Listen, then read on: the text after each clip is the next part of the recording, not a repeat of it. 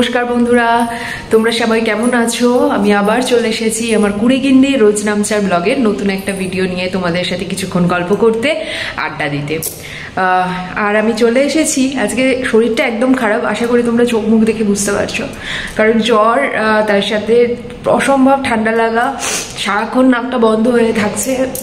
Medicine নিচ্ছি, যথারীতি antibiotic start হয়েছে, তো দেখা যাক কবে ঠিকঠাক সুস্থ হই। 2-3 দিন তো লাগবেই, আজকে সেকেন্ড ডে।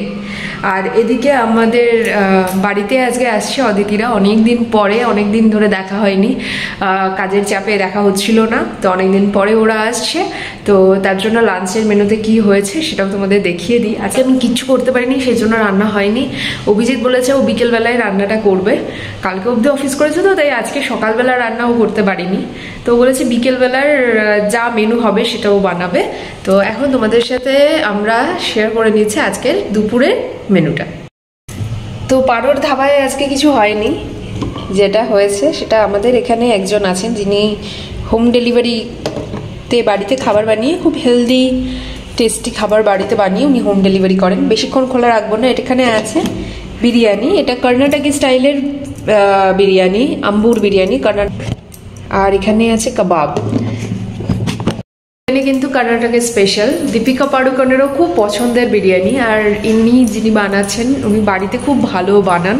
তাই আমার মানে নর্মালি আমি প্রথমবার যখন ব্যাঙ্গালোরে আসি এই আম্বুর বিরিয়ানি খেয়েছিলাম, আমার ভালো লাগেনি, কিন্তু এখন ওনার কাছ থেকে খেয়ে আমার বেশ ভালো লেগেছে নিয়ে।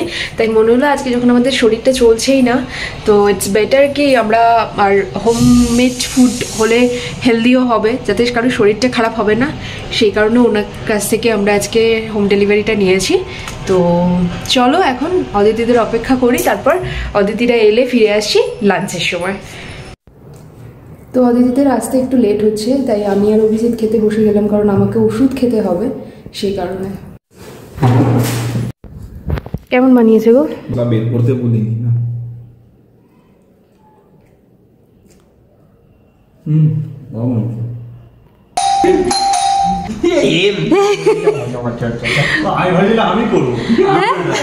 তুমি শুরু করলে না কেন? কখন বেরিয়েছি বলো তো? 10টা। হ্যাঁ, আয় আয় আয় আয় বাবা।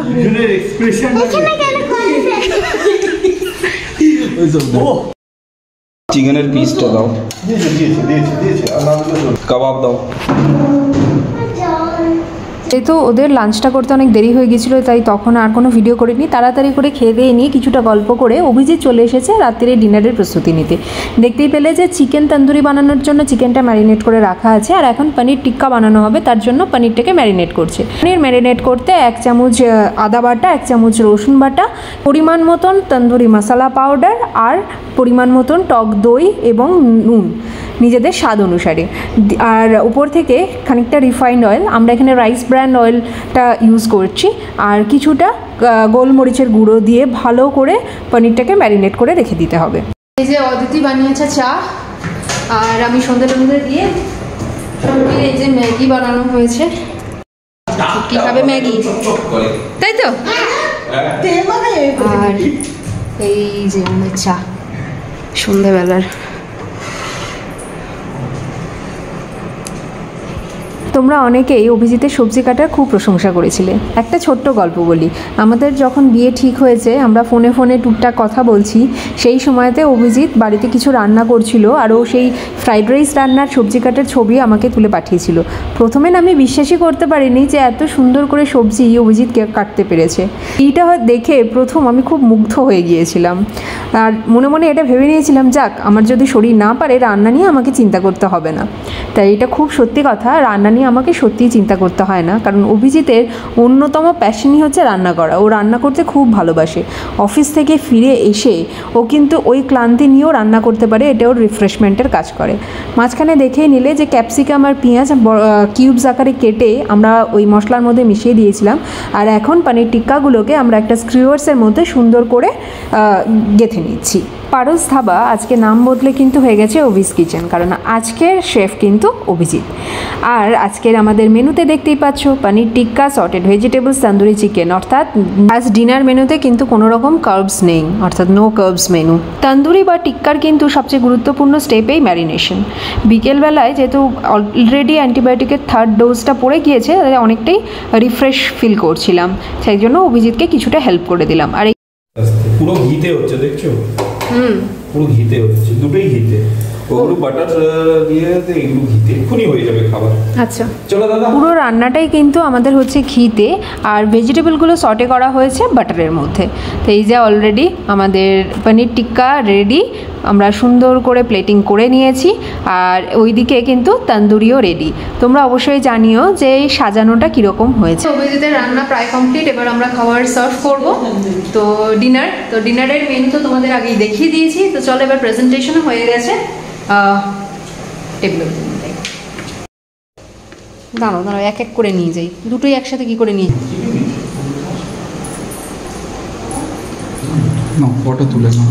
ফটো সব তুলে নিয়েছি, এখানে রেখে তুলে নাও একবার। Wow, can I have this one? Yeah, sure. Everything you can have. I got you. I like lettuce. ও নুন দিয়েছে না, লেডিসগুলো এরকম হয়। এদিকে তাকা। আমি আবার সুন্দর এক্সপ্রেশন দিয়ে বলছি এরকম হয়। চলো ওকে যেটা চাইছে দিয়ে দে না। দিয়ে দেবো? হ্যাঁ দিয়ে দে। এবার দিয়ে দে। এই যে আমাদের ক্যান্ডেল লাইট ডিনার হচ্ছে। এই সবাই মিলে একটা এদিকে তাকাও, দারুণ ছবিও আসছে। আমার ফোনে তুলবে কি? না আমার হয়ে গেলে চলো খেয়ে নিই এবার তারপরে। ওহ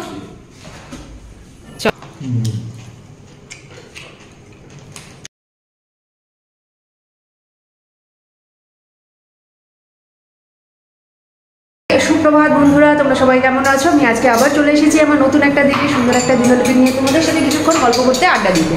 এখন আমাদের এদিকে অভিজিৎ বানাচ্ছে ব্রেকফাস্ট, আর আমি এদিকে দুপুরের লাঞ্চের জন্য বন্দোবস্ত করছি। এই যে চুটকিয়ে চলে এসেছি। গুড মর্নিং বলো। Good morning.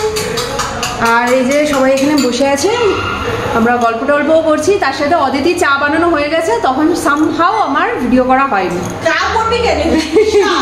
না তখন রাস্তা দেখাইনি। অভিজিৎ ফোনটা নিয়ে কিছু একটা করছিল তখনই। তো চল দুপুরে বানাবো ডাল মাখনি, তাই এখানে আমি টমেটো পিউরে বানিয়ে নিয়েছিলাম। এই টমেটো পিউরে কি এইভাবে বানিয়ে তোমরা যে কোনো রান্নায় পনির শাহির মশলা, পনির বাটার মশলা ইউজ করতে পারো। আর লাঞ্চের প্রস্তুতির সাথে সাথেই আমরা ব্রেকফাস্টটাও করে নিলাম। আমাদের লাঞ্চের মেনু রেডি, অদিতিদের জন্য প্যাক করে দিয়েছি। এই যে ডাল মাখানি আর কারি পকোড়া, এর রেসিপি আমার চ্যানেলে দেওয়া আছে, আমি লিঙ্কটা ডেসক্রিপশন বক্সে দিয়ে দেবো, যাদের দরকার হবে তারা।